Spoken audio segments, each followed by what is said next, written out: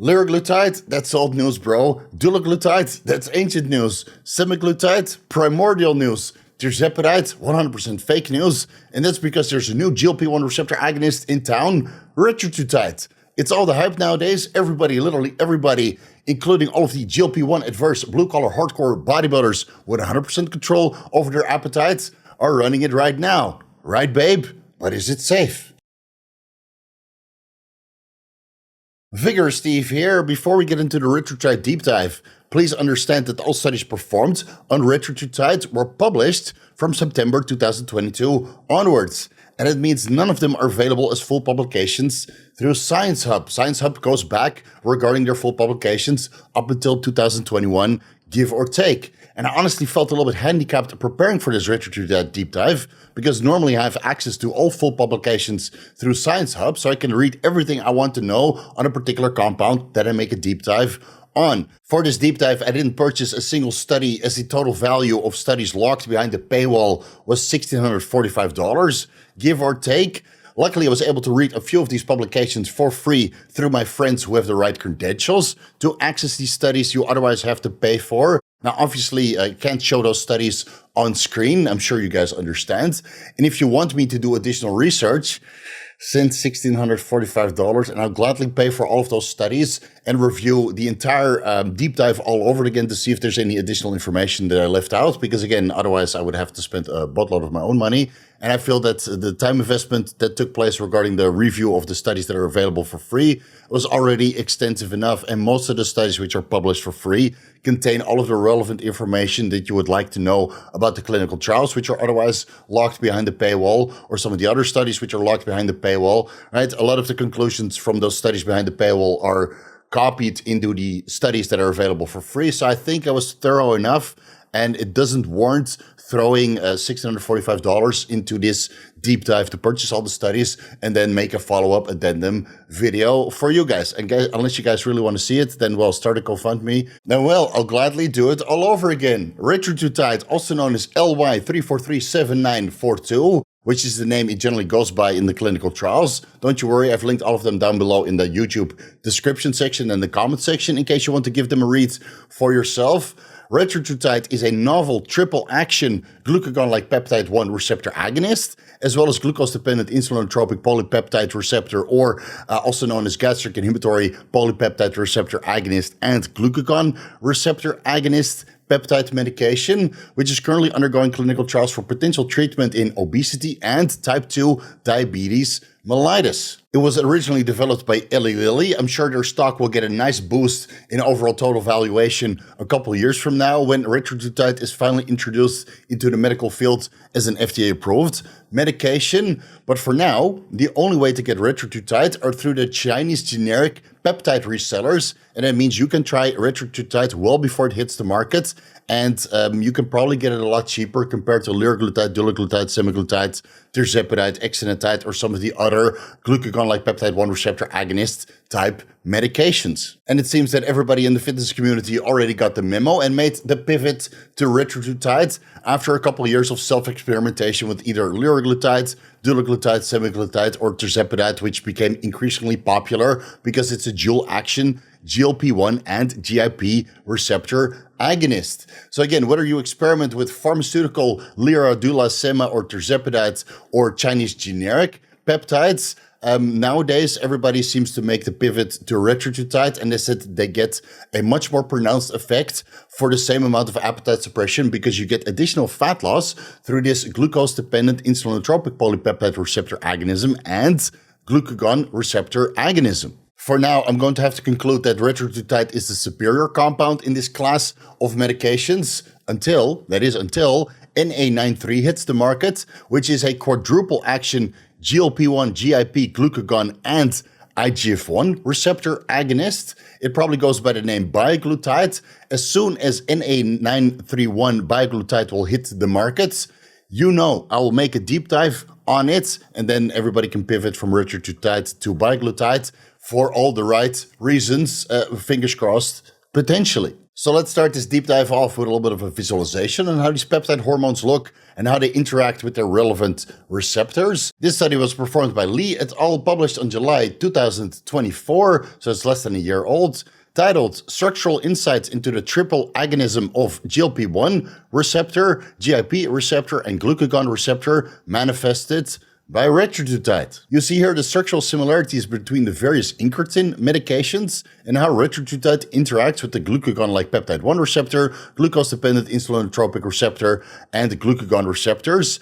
As you can see, it can bind to all three of these receptors, albeit with different affinities and strengths compared to endogenously produced GLP-1, GIP, or glucagon. From an endogenously produced hormone perspective, GLP-1 enhances glucose-dependent insulin secretion from the beta cells of the pancreas, contributing to glucose homeostasis in the bloodstream. GLP-1 also inhibits glucagon secretion, reducing hepatic gluconeogenesis and keeping blood glucose levels in range through this pathway. GLP-1 slows gastric emptying and inhibits gastric motility, promoting satiation and reducing overall food intake. And GLP-1 prevents beta cell apoptosis, promotes neurogenesis, and replenishes insulin stores. GIP also stimulates insulin secretion. Unlike GLP-1, GIP actually contributes to glucagon secretion. GIP interacts with insulin to increase lipoprotein lipase activity, contributing to the breakdown of triglycerides in the bloodstream and lipogenesis in adipose tissue, meaning that if you stimulate the GIP receptor on adipose tissue and fat is going into adipose tissue, that you're literally telling it to be stored. Now, if serum insulin and serum glucagon are favorable, and serum glucose levels and serum triglyceride levels are favorable, and you stimulate the adipose tissue with beta-2 adrenergic receptors or hormone-sensitive lipase being increased by growth hormone or another lipolytic agent, if the situation is favorable for lipolysis, then activating the GLP-1 receptors on adipose tissue actually helps with the fatty acid removal out of adipose tissue, stimulating overall fat loss. GIP promotes growth and survival of beta cells in the pancreas, and experimental studies suggest that GIP may have an effect on bone metabolism. And when it comes to glucagon, it mediates hepatic glucose production, coming either from glycogenolysis or gluconeogenesis. With glycogenolysis, glucagon helps with the breakdown of stored glycogen within the liver and thus keeping serum glucose levels in range throughout the night, predominantly when serum insulin levels are low and dietary carbohydrate intake is basically non-existent because you're not eating while you're sleeping. And with a gluconeogenesis, that's the breakdown of amino acids or glycerol into glucose, keeping serum glucose levels in range that way. And whether the protein is coming from skeletal muscle, leaking out of it during strenuous workouts, especially when cortisol starts to go up, then you get some gluconeogenesis, or this dietary protein is being consumed, obviously, converting into glucose through gluconeogenesis, or glycerol coming from adipose tissue, which is stored as the backbone, alongside 3 triglyceride molecules. When glucagon stimulates the glucagon receptors in adipose tissue, it causes lipolysis. So these 3 triglyceride molecules and 1 backbone in the form of glycerol is being released into the bloodstream. You can burn the triglycerides away in the mitochondria, and this glycerol backbone gets converted into glucose through gluconeogenesis, which glucagon stimulates in the liver. So you get lipolysis, glucose homeostasis, and preventing blood glucose levels from dropping too severely during fasting, in between meals, or fasting throughout the night. So by activating all 3 of these receptors, albeit with different levels of affinity, Retatrutide promotes satiation by reducing gastric emptying, reducing your appetite overall, and taking away the food noise so you can have a better control over your diet and overall caloric intake. It promotes glucose homeostasis in the bloodstream, regulating blood glucose levels by promoting or contributing to the secretion of insulin and glucagon. And in a caloric deficit, which is very easy on Retatrutide, as your caloric intake comes down, you can control your diet a lot better on Retatrutide. As the calories come down, it actually promotes lipolysis through the glucagon and GIP receptor, and thus your fat loss journey is significantly easier. And this makes Retatrutide almost the ideal fat loss agent. And compounds like clenbuterol or sibutramine or tesofensine or other stimulatory fat burning agents are probably not required. Now, since Retatrutide is not FDA approved yet, it's not available as a pharmaceutical medication. Let's just stick with the clinical trials, albeit that many of the clinical trials are either not completed yet or still recruiting. And even for the completed clinical trials, in many cases, the results aren't posted. So I had to extrapolate that information from the publications, the studies, which are available for free. So there might be some gaps here. I did my absolute best to summarize all of the clinical trials performed or being performed or going to be performed on Retatrutide for this segment of the video. But if there's some gaps here, my sincere apology. We're literally in the middle of investigating this compound. And even though it is available through the Chinese peptide websites, it doesn't mean that the information at this point in time is absolutely complete and very conclusive. You can find the published results of 4 completed clinical trials down below in the YouTube comment section. Unfortunately, 3 of those studies are locked behind the paywall, but the 3 other ones are actually available for free as a full publication, one of which is actually a meta-analysis comparing Retatrutide to the other GLP-1 receptor agonist medications. Well, we'll get into that study when we start comparing all of the GLP-1s and see which of the dosing protocols give you comparable results so you know how to transition from, let's say, tirzepatide at a particular dose to Retatrutide at the new and improved dosing protocol. Now, unfortunately, the results of clinical trials performed on healthy individuals are nowhere to be found. So all we have to work with is basically unhealthy people. The biggest clinical trial looking to investigate the effects of Retatrutide once weekly on cardiovascular outcomes and kidney outcomes in adults living with obesity, calling the TRIUMPH outcomes, has an enrollment estimate of about 10,000 people and should be completed in February 2029. So once that's completed, then you need a couple more years for those results to be published, and then perhaps a couple more years for Retatrutide actually becoming available as an FDA-approved medication. So hold your horses. It will be a while before this is FDA-approved, and for now we have to rely on the Chinese generic peptide websites to get our Retatrutide in through the mail. So I was able to summarize all of the clinical trials, whether those are completed or not, here in this segment. The investigated conditions regarding Retatrutide are for general safety, tolerability, and metabolism in healthy individuals. Those results are nowhere to be found. In postmenopausal obesity, or regular obesity in men, obviously, with a body mass index between 27 to 50 kilograms per square meter. In the maintenance of weight loss in obesity, type 2 diabetes mellitus, cardiovascular disease, impaired renal function or chronic kidney disease, impaired liver function or non-alcoholic fatty liver disease, knee osteoarthritis, and a pharmacokinetic comparison between a testing device and a standard reference device, seeing what administration route regarding pens, for example, is the most efficacious. The investigated drug interactions between Retatrutide are occurring with midazolam, warfarin, caffeine, ethinyl estradiol, drospirenone, metoprolol, a beta blocker, glucophage, aka metformin, and various sodium glucose cotransporter 2 inhibitors. The investigated drug comparisons are happening between Retatrutide and dulaglutide, or Retatrutide and semaglutide, or Retatrutide and tirzepatide. The investigated enrollment size overall between all clinical trials is 20,245. So by the time Retatrutide hits the market and then it is approved as a medication, then the total sample size of people participating in clinical trials was over 20,000 people. For Retatrutide, the investigated treatment duration is anywhere between 30 days up to 2 years and 12 weeks.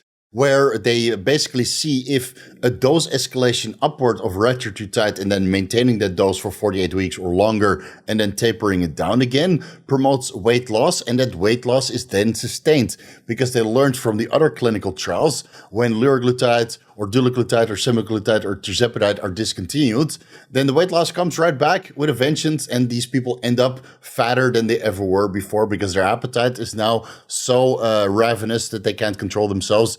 And they went from 300 pounds to 200 pounds and then to 350 pounds, for example. That's kind of brutal that way. So tapering upwards, sustaining it for a year or longer, and then tapering downwards based on the clinical trial information, that seems to be the route going forward, or at least for people suffering from type 2 diabetes or obesity. The investigated dosages are 0.5 milligrams, 1 milligram, 2 milligram, 4 milligram, 8 milligram, and up to 12 milligrams subcutaneous once weekly, and that's with or without weekly dose escalation. So you might start at half a milligram once weekly and then escalate all the way up to 12 milligrams once weekly. The administration route is always subcutaneous. The reported half-life is 6 days with an active life of approximately 48 days based on the pharmacokinetics and dynamics of retatrutide published in the scientific evidence. And these are the reported beneficial effects of retatrutide whenever they are available. Retatrutide decreases appetite, improves satiation, promotes weight loss, reduces waist circumference, reduces liver fat, improves the systolic and diastolic blood pressure, improves lipid parameters, improves fasting glucose levels, fasting insulin levels, and hemoglobin A1C levels. It improves homeostatic model assessment for insulin resistance, that's the HOMA2IR score, and might even cause full pre-diabetic reversion. And the commonly reported side effects are as follows: anemia, clear cell renal cell carcinoma, acute kidney injury, acute cholecystitis, acute pancreatitis, increased resting heart rate and irregular heartbeats, mild to moderate gastrointestinal disorders, which is actually temporary. So as the dose of retatrutide is being escalated upwards, gastrointestinal upset and problems like nausea, diarrhea, or vomiting are a little bit more common. But then as you sustain a particular dose of retatrutide, these gastrointestinal problems seem to go away with time as you get used to this particular medication. And retatrutide is associated with fatigue, dizziness, headache, skin disorders, and might even increase your blood pressure, albeit that it's more common that it actually controls blood pressure. Now, keep in mind that all of these reported side effects are not among healthy individuals. I couldn't find those results. This is all stemming from people suffering from either obesity or type 2 diabetes or both. So if you associate with or you can identify as being obese, my body mass index is way too high, but that's from freakishly amounts of muscle mass.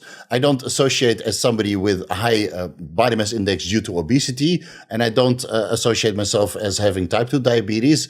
And personally, from all of the retatrutide experimentation that I've done, none of these reported side effects seem to occur in healthy individuals who use retatrutide to control their appetite and improve their weight loss by improving their fat loss journey. And regarding the reported blood work parameter changes, besides the one we already mentioned regarding an improvement of blood glucose levels, fasting insulin levels, and hemoglobin A1C levels, retatrutide also increased creatine phosphokinase levels, amylase, lipase, and adiponectin levels, but decreased leptin levels. And regarding the safety profile, retatrutide seems to be consistent and comparable with other incretin-based medications, whether those are solo GLP-1 receptor agonists or combination medications GLP-1 and GIP receptor agonists. So in that sense, retatrutide is reasonably comparable with the other medications, but we'll dive into that a little bit later on because I feel that those results are not as clear as the other FDA-approved medications because those have a longer trajectory of being used by general population. And when it's introduced in general population, you see that the side effects and the problematic effects start to become more apparent. So since retatrutide is not FDA approved yet, and the total sample size when all the clinical trials are completed will be around 20,000 people, excluding of the people in the fitness community who have access to retatrutide through the peptide websites. The other incretin-based medications have been used by millions. So you're comparing millions to 20,000 people, and I'm sure you can see the discrepancy regarding the side effects and the potential deleterious effects. I'm sure those will become more apparent with retatrutide when it finally hits the market a couple years from now. By the way, none of these clinical trials actually investigate changes to body composition regarding a reduction of total fat mass in relation to a potential reduction in muscle mass. It seems that they just list changes to total body weight without specifying where this weight loss is actually coming from. Is that a reduction in overall fat mass or also a reduction in total muscle mass? A 25 to 30% body weight reduction after 48 weeks on 12 milligrams retatrutide subcutaneously once weekly sounds very promising. I'll tell you that. 25 to 30% body weight reduction, very, very promising. But is this 25 to 30% reduction coming from actual fat mass or intestinal mass or muscle mass or the loss of bone mineral density? That I don't know. All I could find was a significant reduction in total liver fat content on various dosages of retatrutide, albeit in a dose-dependent fashion. So the more retatrutide you take, the more liver fat content you'll be able to reduce. And that was investigated in the treatment or potential treatment of non-alcoholic fatty liver disease, NAFLD, which is now being renamed to metabolic dysfunction-associated steatotic liver disease, MASLD, because non-alcoholic fatty liver disease is probably too woke and triggering nowadays. So maybe we can do some highly dubious extrapolation using a similar compound, not retatrutide, but a similar compound developed by Eli Lilly that works on the glucagon receptor. So not on the GLP-1, GIP, and glucagon receptor, solely on the glucagon receptor. Do some highly dubious extrapolation converting the animal dose to the human equivalent dose to come up with some sort of dosing protocol, because I was able to find one single animal study on this particular compound that investigated the changes in fat mass and in relation to lean mass. This study, performed by Rule et al., published in January 2025, so that's 3 months old, titled Characterization of LY3324954. So this is a long-acting glucagon receptor agonist. And this study shows a dose-dependent decrease in body weight, fat mass, and muscle mass in mice with diet-induced obesity.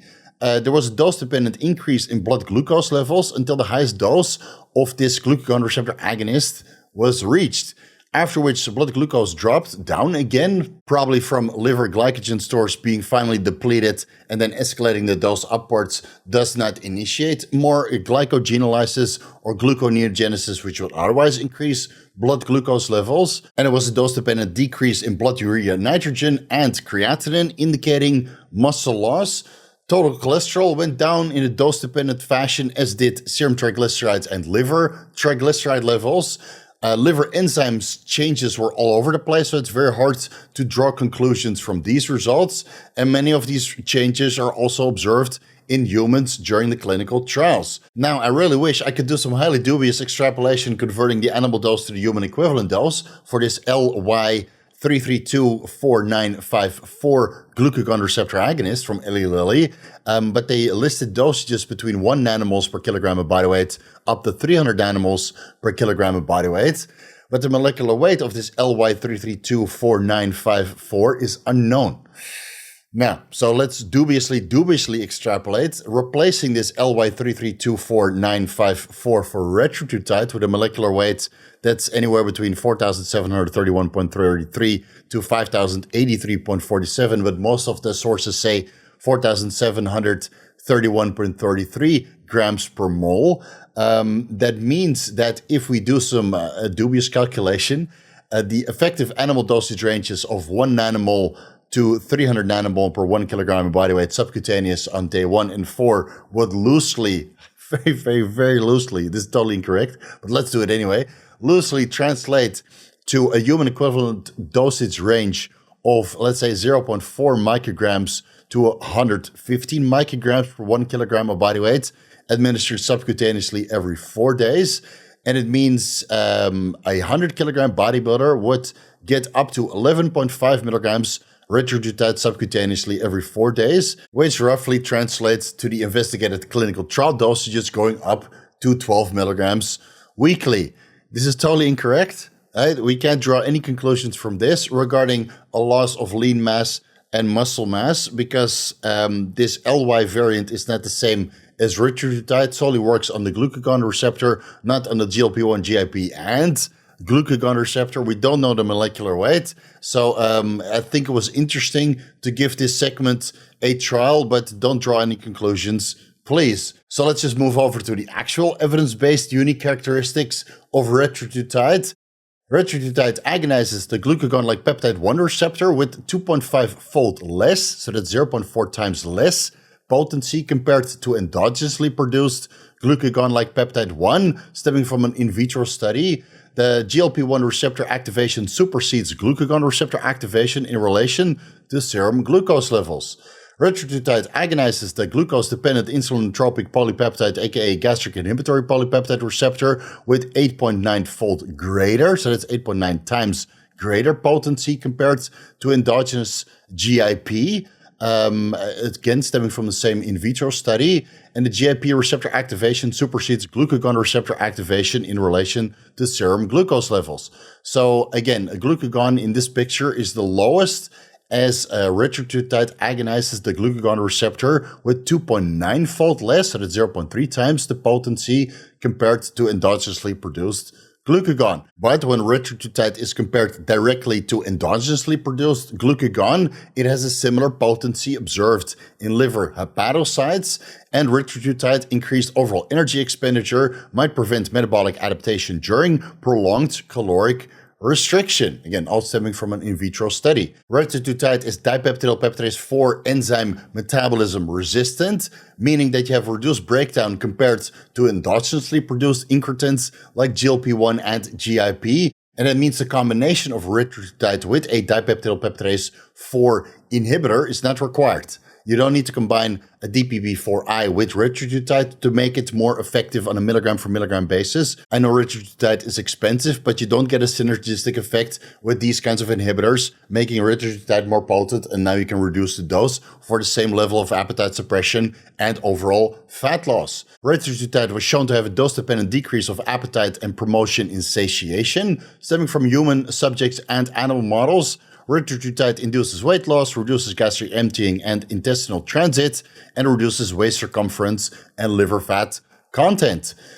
Retatrutide has insulinotropic effects, improves glucose tolerance and lipid profile. It lowers serum glucose, triglycerides, total cholesterol, and low-density lipoprotein, amino acids, and fasting insulin and fasting glucagon and hemoglobin A1C levels in the bloodstream, albeit that retatrutide also agonizes the glucagon receptor, so you get a little bit of a replacement effect. Retatrutide raises high-density lipoprotein levels, improves homeostatic model assessment of insulin resistance, it's the HOMA2 IR score, and it actually raised fasting insulin levels in patients with type 2 diabetes mellitus, not in healthy individuals. So in healthy individuals, retatrutide will lower fasting insulin levels, but people with type 2 diabetes see an increase in fasting insulin levels, improving their overall glucose homeostasis and control their appetite, giving them a beneficial outcome after all. Retatrutide was shown to have a dose-dependent increase of resting heart rate by 6.7 to 12 beats per minute, and that's probably higher compared to all of the other incretin-based medications. Retatrutide was shown to cause mild to moderate cardiac arrhythmias, potentially through blood pressure modulation. Retatrutide improves systolic and diastolic blood pressure coming from human subjects and animal models. It might be a potential treatment for non-alcoholic fatty liver disease or metabolic dysfunction-associated steatotic liver disease and non-alcoholic steatohepatitis. So retatrutide might be a potential treatment for NAFLD, aka MASLD, or NASH. Retatrutide controls appetite and satiation, improves healthy diet adherence, reduces caloric intake, and improves body weight loss and overall body composition, assuming that you also train and eat a good amount of protein. Retatrutide might be a potential treatment for lifestyle-induced cardiovascular disease and chronic kidney disease, a potential treatment for obesity-induced obstructive sleep apnea, and a potential treatment of binge eating disorder with similar reasoning as a potential treatment for NAFLD. Retatrutide might offer potential treatment of addiction by controlling dopaminergic urges, albeit that the scientific evidence is reasonably thin. There's more scientific evidence on the other incretin-based medications regarding dopamine levels and neurotransmitter modulation in the brain. But again, a retatrutide might be a treatment for addiction when it has to do with dopaminergic pathways. Retatrutide is a potential treatment for triple-negative breast cancer in obesity. It downregulates hexamine biosynthesis pathway, decreased yes-associated protein levels, overcomes chemotherapy resistance, and decreases tumor size and enhances chemotherapy efficacy. And retatrutide offers comparable weight reduction as metabolic surgery, aka bariatric surgery, offering similar levels of satiation and reduced gastric emptying. Now, apparently, bariatric surgery costs anywhere between $17,000 to $26,000 in the United States, not including insurance coverage.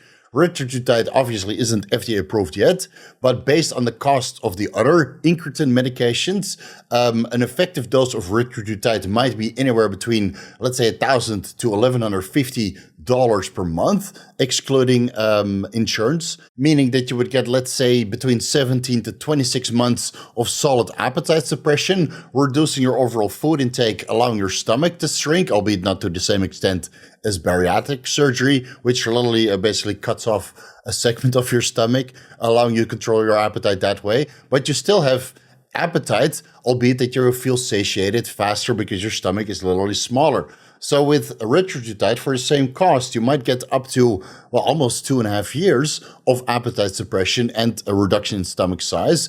And the outcome of your diet might be more successful with retatrutide compared to bariatric surgery, where you're still super hungry because you never learned to control your appetite. Otherwise, you wouldn't have to do that surgery after all. So for the guys who ever did a prolonged cutting phase, ending up with poverty calories at the end, I'm sure you guys can relate to this. Your meals are literally this small. You can hold it in one hand and in 2 bites, it's gone. It's completely inhaled. You do this 5 to 6 times daily, allowing your stomach to shrink over time. The cravings are still there, obviously, but you're a blue-collar, hardcore bodybuilder that can control their appetite and get satiation just by looking at the cooking channel. Once your cutting phase is over, the cravings are so bad, but your stomach is so small that you want to eat all of the cheesecakes or all of the ice creams or all of the donuts or whatever cookies you prefer. You want to eat all of that food. Your stomach is so small that you can't take that food volume, that food capacity in, but the appetite is ravenously high. And with retatrutide, you have none of that. You don't have the food cravings. You don't have this fantasization about donuts or ice cream or cookies or whatnot. Your stomach shrinks just the same. And then when you do eat, you feel satiated within a couple bites. So it's way better than bariatric surgery and probably way better than all of the appetite suppressants, which are stimulatory. They're available on the market nowadays. Now, since there isn't much scientific evidence on retatrutide to go with yet, no direct head-on-head dosage comparisons between retatrutide and the other GLP-1 receptor agonists. Let's compare its efficacy to the other GLP-1 receptor agonists wherever the information is available and come up with our own dosage ranges where the beneficial effects and potential side effects are observed. There are a few meta-analysis studies which compare the efficacy of retatrutide versus the efficacy of other GLP-1s, but they usually do that with the investigated clinical trial dosages at the maximum dose that they investigated regarding its efficacy on weight loss, not a particular dose of retatrutide versus the other GLPs, a certain amount of milligrams, for you to have an expected certain amount of weight loss. So I got to work and did it for you. Here are the effects of the various GLP-1s on body weight reduction and the various investigated dosages wherever I could find the results. Some of the studies didn't mention the baseline starting weight of the patients or participants. So instead of a percentage reduction, I listed the net kilograms or pounds lost. So this is just the raw data of GLP-1 receptor agonists regarding body weight reduction. The details are on the screen. Let that scroll a little bit. We'll use this for the calculations a little bit later on. Here's the raw data for the glucagon receptor agonists regarding body fat reduction wherever known. So that's already a lot less. Just for liraglutide, semaglutide, and tirzepatide, these percentages were known. Here are the results for GLP-1 receptor agonists regarding waist circumference reduction, shown in centimeters or inches. A little bit more information was available there. Let that scroll a little bit so you have the details on the screen. Then regarding GLP-1 receptor agonists and liver fat reduction, whether that's relative liver fat reduction or absolute liver fat reduction, shown in a percentage. The details are on the screen, a lot of details. So let that scroll a little bit. Here are the GLP-1s regarding their total cholesterol reduction, usually in milligrams per deciliter or millimoles per liter, but sometimes shown as a percentage. And then lastly, the changes in hemoglobin A1C levels, usually in a percentage, because hemoglobin A1C is also a percentage. Let that scroll a little bit. This is probably the most information I could find, because most of these glucagon-like peptide-1 receptor agonists have been investigated in the context of type 2 diabetes, in which case they always check hemoglobin A1C levels and see how much they reduce over time. So with all of this raw data, let's calculate, albeit highly dubiously, but this is what we get to expect from these deep dives because nobody else did it, so I have to do it for you guys. Highly dubious calculation regarding the effects that you would be able to expect from 3 milligrams retatrutide weekly, whether you take that once weekly or 3 shots Monday, Wednesday, Friday, 1 milligram subcutaneous each, right? That's entirely up to you, which again is the commonly used dosage amongst the bodybuilders and everybody else in the fitness community nowadays. 3 milligrams retatrutide weekly, split up 1 milligram Monday, Wednesday, Friday. That seems to be the sweet spot for most people using this particular compound. This is a range based on the average of all of the results I just mentioned a little bit earlier, and the dosage range, which is closest to the results we're aiming for each medication. Without the range, we'd get some weird results. So there's a little bit of a range, but you should be able to get a similar effect as 3 milligrams retatrutide. So regarding body weight reduction, 3 milligrams retatrutide should give you a reduction of approximately 12.08%. And if you're after 12.08% body weight reduction, then you would need to get the following dosage ranges for the other GLP-1 receptor agonists. Regarding changes in body fat levels, that was unfortunately never assessed in humans. We can use that glucagon receptor agonist for dubious extrapolation, but I think we do enough of that here already. We only know body weight changes, not body fat changes for retatrutide, so we'll have to skip over this segment. So let's move over to the waist circumference reduction. If you go with 3 milligrams retatrutide weekly, you should expect a waist circumference reduction of approximately 10 centimeters or 4 inches. And you would need to take these particular dosages of the other GLP-1 receptor agonists to get a comparable waist circumference reduction of approximately 10 centimeters or 4 inches. Next is a comparison of 3 milligrams retatrutide weekly regarding relative liver fat reduction, since the absolute liver fat reduction values aren't commonly reported. 3 milligrams retatrutide should give you a relative liver fat reduction of 59.1%. And if you're after 59.1% with the other GLP-1 receptor agonists, then the dosages are on the screen. For total cholesterol reduction, 3 milligrams retatrutide weekly should give you a total cholesterol reduction of about 5.2%. And the dosages for the other GLP-1 receptor agonists for similar total cholesterol reduction of about 5.2% are on the screen. Regarding hemoglobin A1C reduction, 3 milligrams retatrutide should give you a 0.88% reduction in hemoglobin A1C. And again, the dosages are on the screen if you're after a similar reduction. Now, if we want to compare all these beneficial effects of 3 milligrams retatrutide versus the other GLP-1 receptor agonists, 3 milligrams retatrutide equals, again, this is a very good approximation, 3 milligrams retatrutide weekly subcutaneously approximates about 4.2 micrograms exenatide orally daily or 6.4 milligrams exenatide orally weekly. So that's micrograms versus milligrams, a big discrepancy in dosing protocol. You have a short-acting and a long-acting exenatide. 0.8 milligrams to 5.2 milligrams liraglutide subcutaneously daily with a mean administration dose of 2.7 milligrams subcutaneously daily. 1.4 milligrams to 18.8 milligrams dulaglutide subcutaneously weekly with a mean administration dose of 6.4 milligrams subcutaneous weekly. 1.7 milligrams to 3.1 milligrams semaglutide subcutaneous weekly with a mean administration dose of 2.3 milligrams subcutaneous weekly, or 14.2 milligrams semaglutide orally daily. It's also bioavailable apparently. 47.6 milligrams abliglutide subcutaneous weekly, 42.3 micrograms lixisenatide subcutaneous weekly, 3.2 to 18.8 tirzepatide subcutaneous weekly with a mean administration dose of 7.5 milligrams subcutaneous weekly. So 3 milligrams retatrutide versus 7.5 milligrams tirzepatide on a weekly basis, that's about 2.5 times. So if you're coming from tirzepatide and you're moving over to retatrutide, you can actually lower the dose quite significantly, saving you a boatload of cash in the process. 1 to 4.1 milligrams survodutide with a mean administration dose of 2.4 milligrams subcutaneous weekly, 2.3 milligrams to 8.6 milligrams mazdutide with a mean administration dose of 5.3 milligrams subcutaneous weekly, and 7.3 milligrams to 14.2 milligrams efinopegdutide subcutaneous weekly with a mean administration dose of 8.9 milligrams subcutaneous weekly. And biglutide would be 158.4 milligrams orally, daily, all to get comparable effect as 3 milligrams Retatrutide subcutaneous, weekly, preferably split up into 1 milligram shots, Monday, Wednesday, Friday.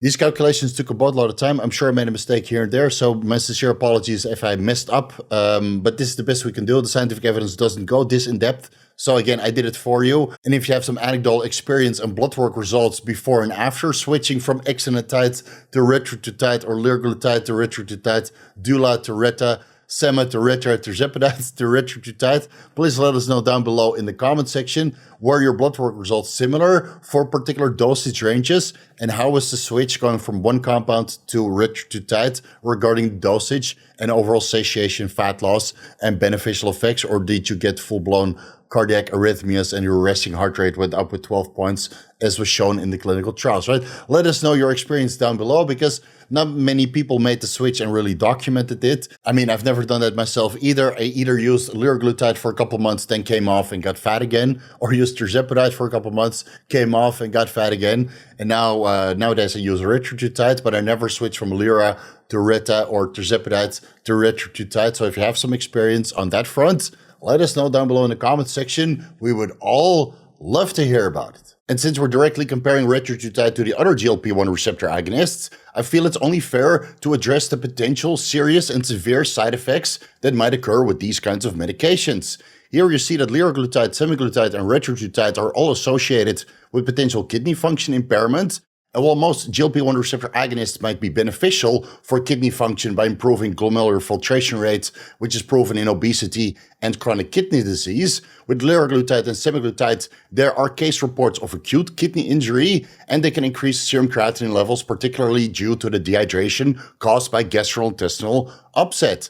And like I mentioned before, with retatrutide in the clinical trials, also shows rare instances of acute kidney damage. Exenatide, liraglutide, and again, the retatrutide are associated with potential liver function impairment. And even though GLP-1 receptor agonists are generally not associated with significant liver toxicity and actually should offer beneficial effects in the context of NAFLD, aka MASLD, exenatide, liraglutide, and retatrutide are known to increase liver enzymes, and there are rare cases of autoimmune hepatitis that have been reported for liraglutide. Regarding exenatide, liraglutide, semaglutide, and retatrutide, albeit potentially, there might be an increased risk of developing pancreatitis or pancreatic cancer. Exenatide was associated with a significant increased risk of pancreatitis and reported pancreatic cancer instances. Liraglutide and semaglutide have been linked to an increased risk of pancreatitis compared to the other GLP-1 receptor agonists, though the scientific meta-analysis findings suggest that there's no significant risk of developing pancreatitis, and they're not associated with the development of pancreatic cancer. Retatrutide has suggested the risk of pancreatitis based on the results of the other GLP-1 receptor agonist. That's never been proven scientifically. I couldn't find it, at least in the scientific evidence that's available. But I haven't read the scientific evidence that's locked behind the paywall, obviously. So donate if you want me to find risks of pancreatitis. And for your information, sitagliptin, a dipeptidyl peptidase 4 inhibitor, which prevents the breakdown of incretins, GLP-1 and GIP, is also linked to an increased risk of developing pancreatitis. Exenatide and liraglutide are both associated with thyroid cancer in various animal models, albeit that the human scientific evidence is reasonably thin and not very conclusive. And regarding gastrointestinal adverse events, exenatide, liraglutide, dulaglutide, semaglutide, tirzepatide, and retatrutide are all associated with these kinds of side effects. So nausea, vomiting, diarrhea, bloating, acid reflux, all these problems with the intestinal tract caused by GLP-1 receptor agonists are well documented, but it seems to be dose dependent, and the longer you stay in a particular dose, the more these side effects becomes tolerable and then eventually become non-existent, but the satiation and the appetite suppression remains intact, albeit that the dose sometimes needs to be escalated upwards when the satiation becomes non-existent, and then the side effects might return again, unfortunately. And for the other GLP-1 receptor agonists, since there's so little scientific evidence to go with, it seems that gastrointestinal adverse events are not very well documented. Atrial fibrillation, cardiac arrhythmias, elevated resting heart rate, and elevated blood pressure can occur with exenatide, liraglutide, dulaglutide, semaglutide, and again, retatrutide. Exenatide has been associated with atrial fibrillation, elevated heart rate, and blood pressure. Liraglutide has been linked to ventricular premature beats, other arrhythmias, and elevated heart rate by approximately 10 beats per minute. Dulaglutide has been associated with sinus tachycardia and increased PR interval, and elevates heart rate by approximately 4 beats per minute. Semaglutide has been associated with an increased resting heart rate. Retatrutide was shown to cause supraventricular arrhythmias and cardiac conduction disorders in a few participants during the clinical trials in a dose-dependent fashion, albeit that these side effects were not considered to be serious. And with the other GLP-1 receptor agonists, cardiac arrhythmias and an increase in elevated heart rate are not reported because the scientific evidence paper thin. Exenatide, liraglutide, and semaglutide are all associated with neurotransmitter modulation. Exenatide has been studied for its potential neuroprotective effects in Parkinson's disease, where it may influence dopamine cell survival. However, direct modulation of dopamine levels is not well documented. Liraglutide reduces the expression of hypothalamic 5-HT2A receptors, which are involved in appetite regulation. However, this is coming from an animal model, hasn't been proven in human subjects, and it doesn't affect serotonin synthesis directly, which has been shown in studies using tryptophan hydroxylase inhibitors. So not only does liraglutide promote appetite suppression and satiation by activating the GLP-1 receptors, it might also promote appetite suppression and satiation by modulating serotonergic response in the brain. And there is a theoretical potential for semaglutide to influence serotonin and dopamine levels in the brain, albeit that studies indicate that semaglutide does not significantly impact the efficacy of selective serotonin reuptake inhibitors in patients suffering from depression. So the serotonergic and the dopaminergic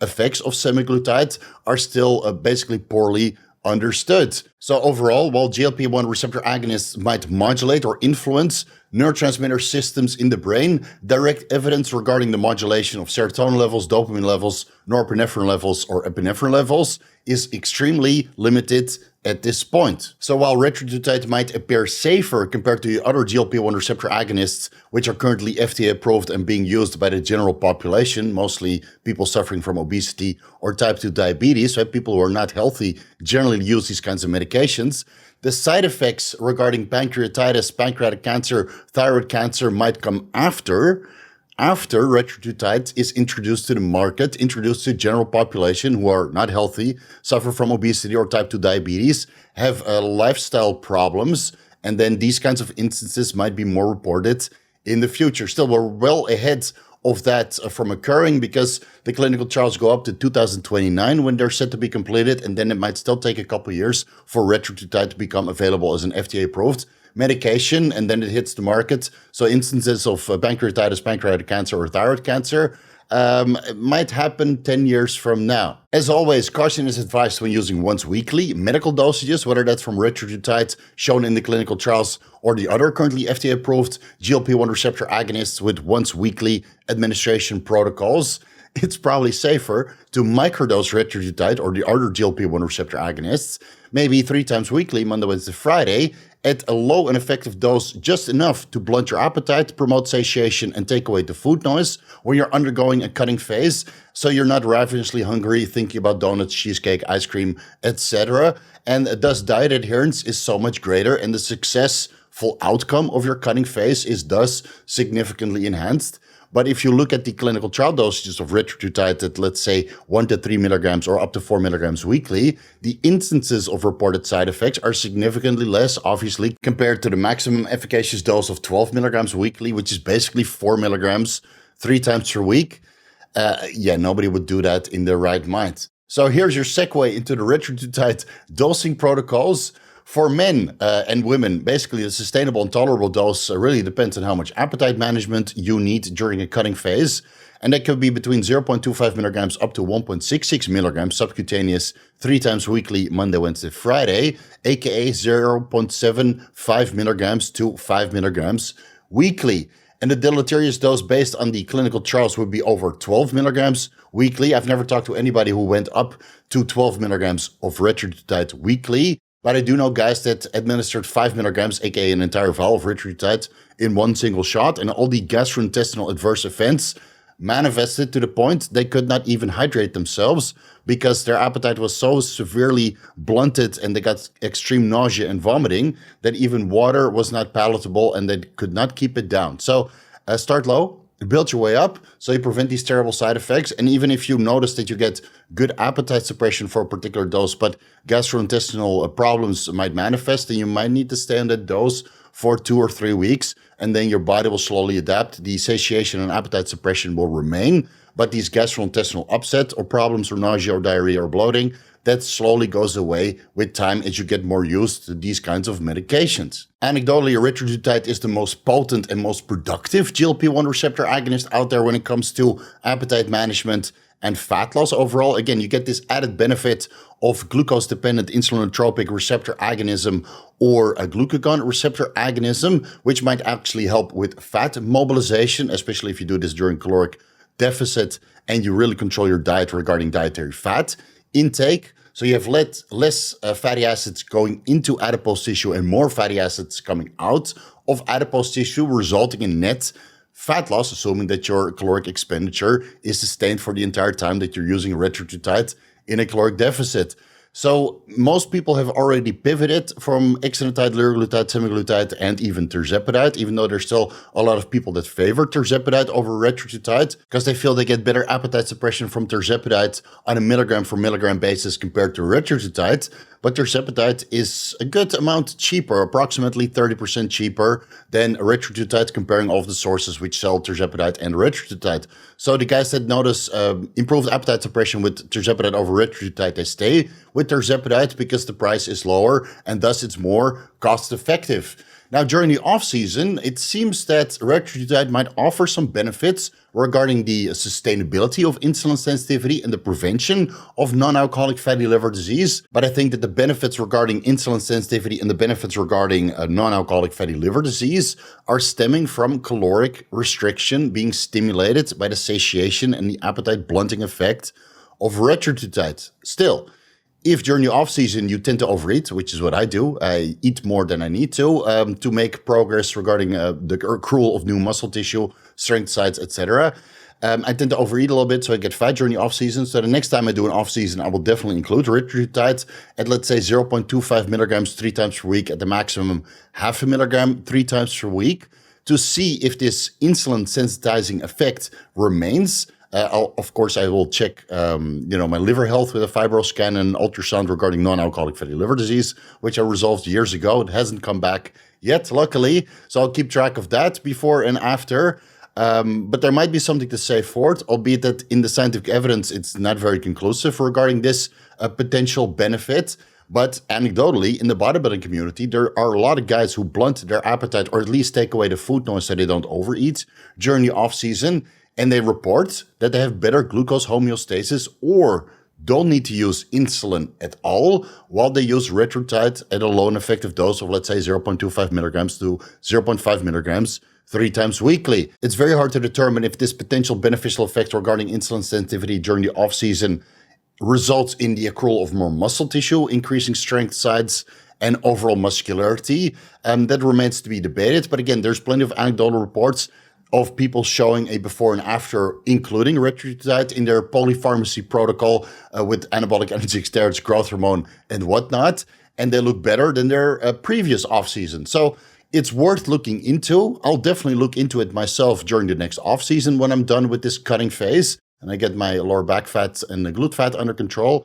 I'll add in the retatrutide and then see how much of a difference it makes, and then maybe report back to you guys with an addendum live stream. But to be fair, I've also heard reports of people claiming that retatrutide, or tirzepatide for that matter, makes them flat, which is to be expected to a certain extent because it blunts your appetite, so it restricts your carbohydrates and fat intake, unless you really force feed through the appetite suppression, obviously.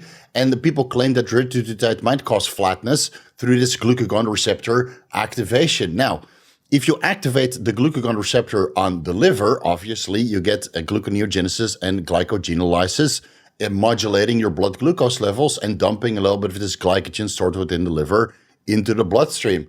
But it doesn't work like that on the skeletal muscle, right? Once glycogen is stored in skeletal muscle, it's locked in there. You literally need to burn that away through activity. So if you take retatrutide during the cutting phase and your carbohydrate intake is restricted, then obviously you're going to be a little bit flatter than you would otherwise during an off season where you can eat a boatload of carbs and your glycogen stores in skeletal muscle are saturated to the max to the point you now have full-blown insulin resistance, right? This is how it works.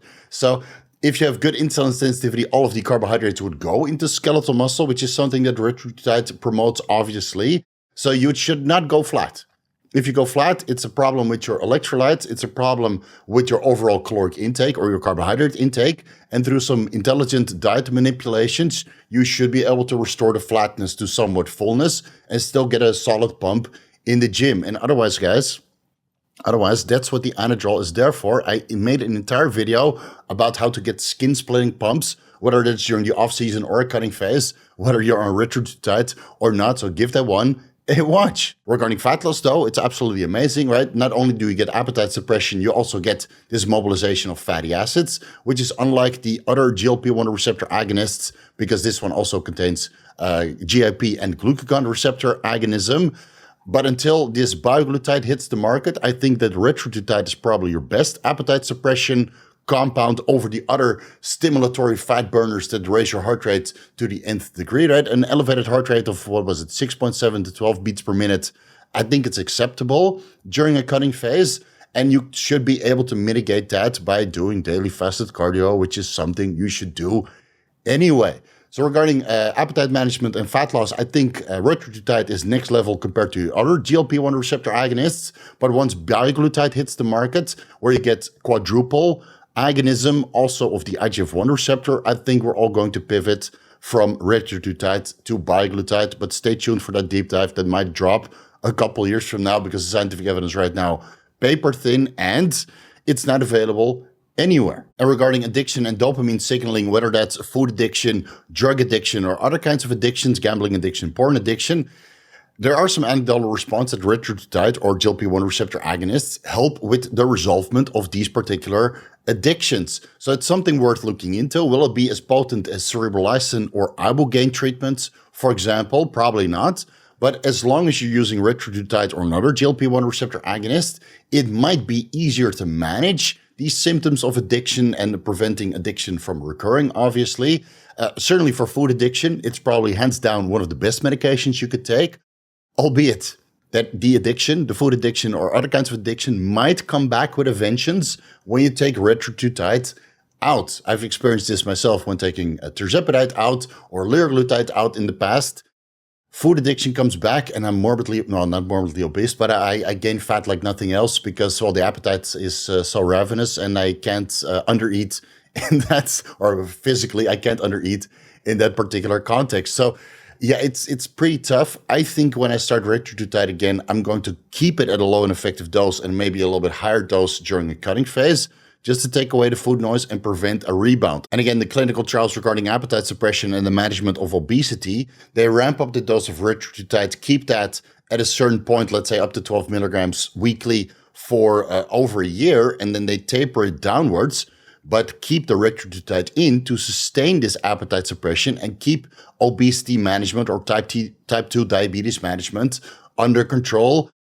Because they know when they take it out, based on the other clinical trials and scientific evidence on GLP-1 receptor agonists, that's probably not a good idea to do. So it only works while you're using it. And if you suffer from an addiction and you use retatrutide to overcome this addiction, then you're probably on retatrutide for life, albeit that you should be able to lower the dose quite significantly, at least in the context of food addiction. All right, I'll leave it here. Please let me know your anecdotal response and reports to retatrutide. Did you get side effects? Did you get beneficial effects? How did you find it stacking with other GLP-1 receptor agonists or other appetite suppressions, whether those are stimulatory or not? And how was your fat loss journey or cutting phase by adding retatrutide in? Was it significantly easier, or did you just feel that you're spending a boatload of money? Because again, retatrutide ain't cheap, and that's why we have discount codes out there. All right. If you start self-experimentation, you should do your blood work over at Merck Health. If you live in the United States, they have excellent healthcare providers and patient care coordinators who can help you interpret your blood work results and make sure that you stay healthy while you're undergoing a self-experimentation with polypharmacy. And if you can't figure it out by doing blood work at Merrick Health, then you can always contact me for a consultation, and I'll gladly sort out your protocol with you together on a consultation call. You can find all of my other sponsors and affiliates down below in the YouTube description section. And if you can't find a particular sponsor or affiliate there, head over to my website, vigoroussteve.com, where everything is explained into great detail. Vigorous crew, you guys know what to do. Almost on Retatrutide frontal bicep for you guys, not quite on Retatrutide yet. Otherwise, I'll be a lot leaner. But hey, maybe at one point or another, my appetite becomes unmanageable and I need some appetite suppression. And then the first thing that I'll look into is Retatrutide at a low and effective dose of 0.5 milligram to 1 milligram subcutaneous 3 times weekly. All right. Thank you guys so much for watching, and I'll see you in the next video.